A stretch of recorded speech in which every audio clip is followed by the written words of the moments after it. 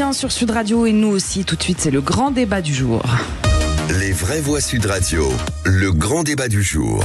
On sait que le débat de cette élection, c'est dedans ou dehors. Est-ce qu'on veut continuer à rester dans l'Union européenne, bénéficier de tout ce que l'Europe nous apporte, ou est-ce qu'on veut sortir de l'Union européenne? L'écart qui se creuse entre Jordan Bardella et Valérie Hayé. C'est très compliqué, mais on compte sur lui. Une élection s'annonce comme une élection compliquée du point de vue des résultats. Il va sauver la campagne. Les poids lourds sont plutôt généralement en retrait. Ils viendront évidemment en fin de campagne, je n'en doute pas. Parce que malheureusement, le programme du Rassemblement national, quand vous le lisez ligne à ligne, c'est l'organisation méthodique de la sortie de la France de l'Union européenne.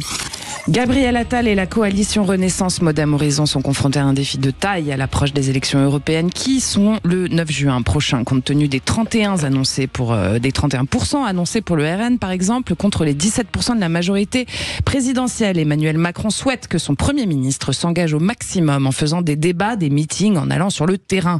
Pourquoi Valérie Hayé n'est-elle pas plus mise en avant? Est-ce bien à la place de monsieur Attal, au regard de tous les dossiers qu'il a déjà sur son bureau, Frédéric? Du coup, c'est la question que nous vous posons sur le compte X. Vous intervenez au 0826 300 300 sur Sud Radio. Vous avez la parole, les auditeurs. Parlons vrai. Gabriel Attal tiendra-t-il le rythme? Les questions européennes ne concernent-elles pas plus finalement le président de la République? La question, est-ce le rôle de Gabriel Attal de faire campagne? C'est la question qu'on vous pose. Et alors, vous répondez sur Twitter, déjà vous votez non à 96%, c'est assez clair. C'est assez clair. Jean-Christophe Gallien est avec nous, communicant politique et politologue, un habitué de l'émission. Bonsoir. Bonsoir Jean-Christophe. Bon, Jean-Christophe, il connaît le principe. On fait d'abord un petit tour de nos vraies voix. Voilà. Allez, Philippe Bilger, qu'est-ce que vous en pensez? Je crois que Gabriel Attal n'avait pas le choix, puisqu'on sait que c'est le président qui lui a demandé d'intervenir plus directement dans la campagne européenne et notamment de débattre bientôt le 1er juin avec Jordan Bardella. Mais il n'avait pas vraiment le choix non plus, parce que Valérie Hayé est une personne et une candidate, je trouve, très estimable. Elle fait tout ce qu'elle peut et sur l'Europe, de mon point de vue, elle ne dit pas que des absurdités. Mais manifestement, elle n'est pas douée pour ce qu'implique véritablement une campagne. Et il fallait donc que Gabriel Attal s'engageât. Il le fait, et je crois que... Il le fait. Pardonnez-moi Philippe, mais qu'est-ce que ça implique une campagne? Sur quoi elle n'est pas douée, Valérie Hayé? Mais quand on l'écoute, comme j'attache une certaine importance à la forme, et encore une fois, je l'ai vu récemment face à... Jordan Bardella, pardon pour cet oubli, et je l'ai trouvé au fil du débat meilleur, peu à peu, mais tout de même... elle manque d'assurance en fait. Oui, on ne peut pas dire qu'elle a un impact fabuleux, et donc que Gabriel Attal vienne à son secours, aide sa liste, ça n'est pas absurde. Est-ce que d'ailleurs ça permettra de réduire l'écart entre la liste de Jordan Bardella, qui ne va pas bouger ou très peu, et Renaissance? Je n'en suis pas sûr. Et pardon d'être un peu long, j'ajouterais, j'espère que derrière tout ça, il n'y a pas une pensée un peu perverse du président de la République qui, si Gabriel Attal ne parvenait pas à réaliser l'objectif qui lui est assigné, eh bien se verrait d'une certaine manière sermonné et peut-être même perdre sa place. Loïc Le Floch-Prigent, est-ce que vous pensez que finalement c'est aussi qu'on n'utilise pas les compétences et les vraies ressources de Valérie Hayé dans cette campagne et qu'on la met pas plus en avant, ce qui fait qu'elle est déstabilisée tout simplement? Il est clair que lorsqu'on a écouté le débat avec Jordan Bardella, elle est préparée avec des éléments de langage. Or, dans les débats, surtout télévisuels, c'est l'improvisation qui apparaît comme l'élément dominant. Les éléments de langage apparaissent stupides. Donc elle n'était pas préparée, c'est clair, elle n'était pas préparée à l'improvisation. Alors, peut-elle, en quelques semaines, se préparer à ces débats? C'est compliqué pour elle.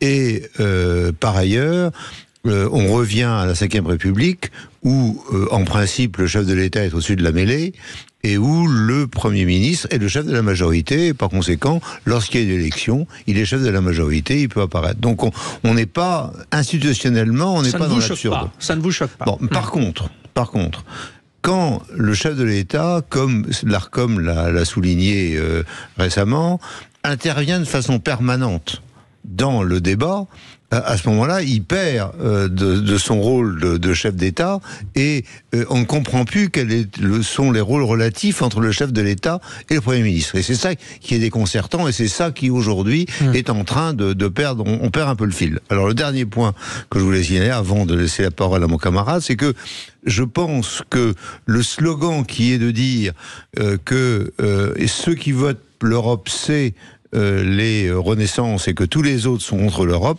est un slogan stupide. C'est-à-dire si jamais il y a des gens qui sont là aux élections européennes, c'est que tout le monde croit en l'Europe. Et le problème n'est pas de croire en l'Europe ou pas, tout le monde croit en l'Europe. Bon, ça on aura le temps d'y revenir, parce qu'on sort un peu de la question. Mais il y a des conceptions différentes de l'Europe, mais je pense que le slogan est mauvais. Donc je suggère qu'on change de slogan. Nicolas Coraton, on peut aussi se poser la question du rôle du Premier ministre. Est-ce qu'il est en mesure de concilier ses responsabilités actuelles avec son rôle accru dans cette campagne ? Écoutez, moi je suis d'accord avec ce que dit monsieur Loïc Lefebvre-Préjean. C'est le rôle traditionnel du Premier ministre. Tous les premiers ministres sous la Ve République ont mené des campagnes électorales en même temps que de diriger le gouvernement. Ça fait partie de la logique de nos institutions et de l'esprit de la Constitution. Donc je ne suis pas choqué, contrairement à vos auditeurs, et je m'inquiète. Je suis surpris d'ailleurs que vos auditeurs soient choqués du fait qu'un Premier ministre fasse de la politique.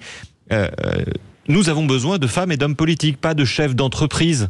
Le sujet, c'est pas l'emploi du temps ou l'agenda du Premier ministre. Ils savent gérer ça. Et la conduite de l'État, c'est aussi une conduite politique qui implique que des femmes et des hommes politiques s'impliquent dans des combats électoraux. Ça, c'est la première chose. La deuxième chose, est-ce qu'il va avoir du temps ? Le problème, c'est qu'ils partent tous un peu en retard. Et puis surtout, à mon avis, ils viennent de prendre la mesure du scrutin et du résultat que pourrait faire M. Bardella. Je pense qu'il y a un peu de panique à bord. Et ce gouvernement et ce quinquennat qui a tapé comme un sourd sur la gauche et sur la France insoumise, en préservant le Rassemblement national depuis le début de cette mandature, de cette législature, qui a même d'une certaine manière fait alliance avec le Rassemblement national en permettant l'élection de vice-président à l'Assemblée nationale. C'est l'acte de naissance, c'est l'acte de naissance de cette législature. Aujourd'hui, se rend compte qu'il est complètement dépassé, non pas par les éléments de langage, mais par l'idéologie et la bataille culturelle que mène avec beaucoup de brio M. Bardella.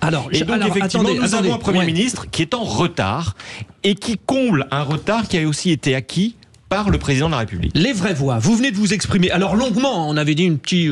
mais bon, c'est pas grave parce que c'était très intéressant. Mais on a dit d'être court. Là maintenant, Jean-Christophe Gallien, vous êtes un spécialiste de la communication politique. Jean-Christophe, répondez à nos auditeurs. Est-ce que finalement, c'est une démarche qui, en termes de communication, ne peut être que positive pour Gabriel Attal, ou est-ce que c'est contre-productif parce qu'il est en train de se mettre tout le monde à dos en faisant campagne alors qu'il devrait travailler ? Non, je crois qu'il est obligé de travailler. C'est dans son acte de naissance. En fait, sa lettre de mission, elle date pas d'avant-hier ou de la semaine dernière. Elle date du moment où il est entré en fonction. Rappelons-nous que le président de la République a déclaré cette campagne d'abord aux vœux et ensuite à l'hommage rendu à Jacques Delors. C'est quelqu'un qui est déjà rentré en campagne pour les européennes à ce moment-là parce qu'il sait très bien lui-même que la cotation qui sort de cette élection, c'est pas la cotation de Gabriel Attal ni de Mme Hayet qu'on ne connaît pas, encore moins du parti, mais d'Emmanuel Macron. Donc, ce qui veut dire qu'une élection comme celle-là, qui est à la proportionnelle intégrale sur la totalité du pays, en une seule circonscription, c'est une cotation. C'est plus qu'un sondage, c'est la réalité du poids respectif des forces politiques à l'intérieur de ce pays pour la suite, les 2 ans qui viennent avant la présidentielle. Donc, se joue une partie qui, de fait, a vu le président de la République s'engager en campagne. Ça, c'est pas encore une fois la semaine dernière ou il y a 15 jours, il a commencé bien plus tôt. Gabriel Attal, de mon point de vue, il s'est un peu planqué, il s'est un peu caché. Il pensait pouvoir s'échapper. C'est vrai que c'est le rôle traditionnel du chef de gouvernement, le Premier ministre, d'être à la fois chef de gouvernement et chef de la majorité. Qu'est-ce que c'est cette majorité aujourd'hui ? C'est bien compliqué de le dire. Et c'est la majorité, rappelons-nous, une majorité qui croise celle qui est la majorité relative à l'Assemblée nationale, mais aussi celle qui peut s'exprimer dans d'autres situations géographiques ou en tout cas d'autres administrations, d'autres institutions, pardon. Et donc on est sur quelque chose qui évidemment est un piège terrible parce que qu'est-ce qui se passe pour Gabriel Attal? Évidemment, il va faire railler contre M. Bardella. C'était, encore une fois, je le redis, là, dans son acte de mission de départ. Et c'est pour ça, parce qu'on prend quelqu'un de 34 ans contre un autre de 28 ans. Et c'était déjà dit à ce moment-là, rappelons-nous au mois de janvier. Et donc, aujourd'hui, voilà, il va rentrer vraiment dans la bataille parce que il est obligé de le faire. Il engage. Mais ça peut le desservir. Voilà. Ah, bien sûr, il engage de fait aussi une partie de la suite pour lui. Parce qu'Emmanuel Macron va le mettre face à une responsabilité qui est très forte, celle du résultat, mais il ne ferraille pas seulement contre M. Bardella, et surtout pas.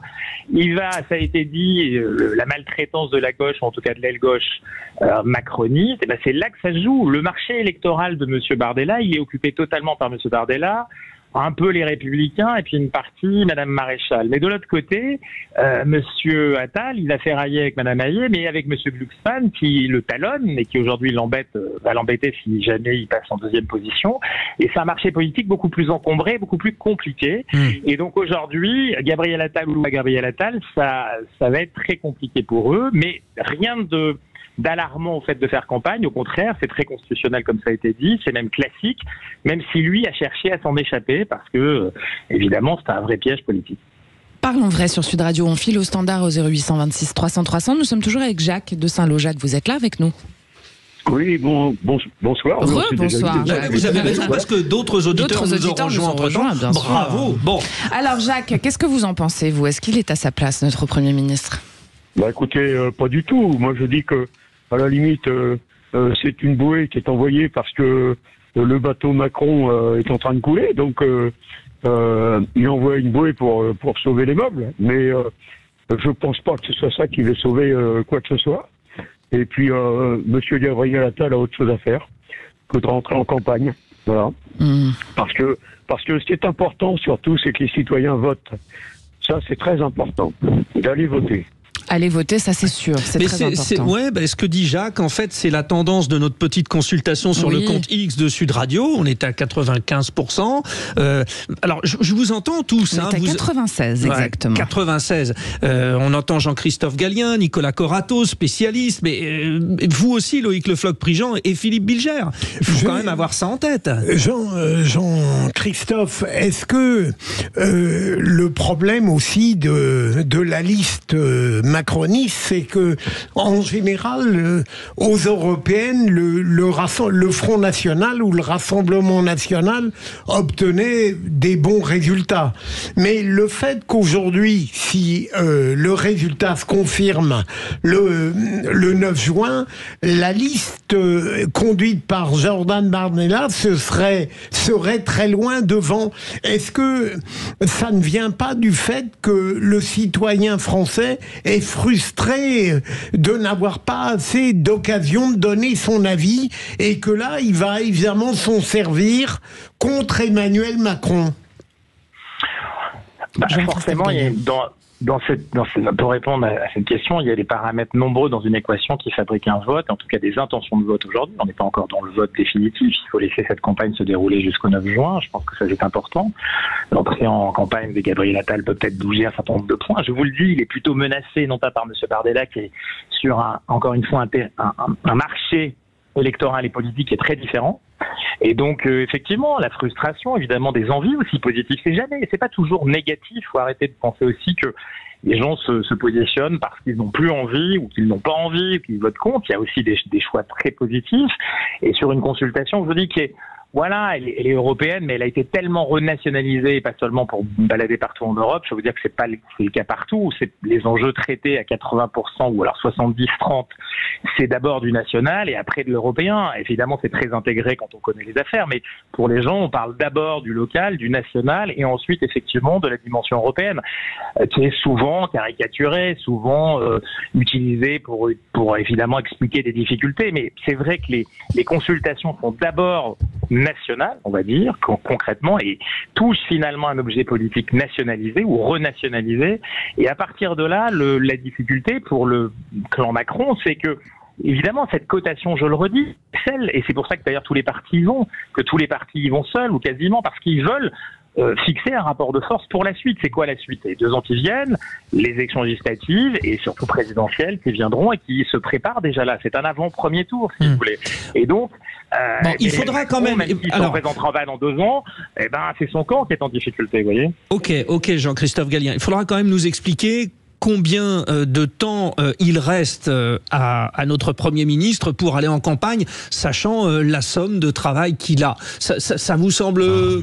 Nicolas Corato, mais moi je suis désolé, vous êtes un spécialiste, mais moi je pose la question que tout le monde se pose. C'est pas une question de spécialiste, c'est une question à un moment aussi de sincérité. Franchement, un Premier ministre, il n'est pas là pour pointer, vous voyez. Il n'a pas son badge le matin quand il part et quand il revient. Un Premier ministre, il travaille 24 heures sur 24, il fait de la politique 24 heures sur 24. Il fait d'une certaine manière, c'est ça. Il dort pas. Vous imaginez, si on avait un Premier ministre, un chef du gouvernement qui dirait, voilà, il va y avoir une élection au suffrage universel dans 1 mois, ce sujet ne m'intéresse absolument pas. Les Français vont voter, les Français vont voter. On peut se poser la question du choix de la candidate. Pourquoi ils ont choisi une candidate qui n'a pas les épaules, vu ce qu'on entend? Et pourquoi, attendez, excusez-moi, et pourquoi est-ce qu'à ce moment-là, c'est un homme qui prend la parole à la place d'une femme? On peut targuer ça de phallocratie. C'est un autre sujet. Moi, je suis assez d'accord avec Philippe Bilger. Cette candidate, Valérie Hayé, est plutôt une bonne candidate. Je pense d'ailleurs qu'on aurait pu lui laisser plus de temps et la préparer en amont par rapport à la liste qui est arrivée très tardivement pour la mettre en orbite, entre guillemets. Après, elle est, à mon avis, très mal conseillée, très mal entourée. Je pense qu'il faudrait qu'elle fasse appel à Monsieur Gallien plutôt qu'aux conseillers qui l'ont préparé pour ce débat où malheureusement elle a été bonne, mais surtout à la fin et très mauvaise au début. Donc là-dessus, il faut aussi que nos gouvernants et nos hommes et les femmes politiques soient bien conseillés. C'est un métier aussi de conseiller un homme ou une femme politique, ça s'apprend. Il ne faut pas confier ça à n'importe qui. Il faut aussi arrêter de prendre de mauvais conseillers. Mais pour le temps de travail du Premier ministre, n'ayons aucune inquiétude. Georges Pompidou faisait campagne. Et je ne me souviens pas qu'on ait dit que Georges Pompidou fut un mauvais Premier ministre. Et on pose même pas la question à Loïc Le Floch-Prigent parce que lui, il a été PDG et forcément, vous travaillez 24 heures sur 24 aussi, mais bon, c'est comme ça. Oui, ça n'a pas de sens. La question qui est posée, la réponse qui est donnée n'a pas de sens. C'est-à-dire qu'un Premier ministre, ça fait de la politique et ça fait de la politique compte tenu des priorités. Et là, il est obligé de se droguer, c'est dur ce que il est normal que la priorité soit d'essayer de redresser la barre des sondages et par conséquent il s'y engage. Je trouve ça parfaitement naturel. On y va, vous étiez parfait, merci Jean-Christophe Gallien. On rappelle que vous êtes communicant politique et politologue. Et puis alors qu'est-ce qu'on fait? Est-ce que vous croyez que je vais réussir à le dire? Oui, on va jouer. Alors nous en fait on joue 24 heures sur 24. C'est vrai qu'on dort pas toutes finalement les nuits, non plus. tout le temps. Allez, c'est qui l'a dit dans un instant, restez avec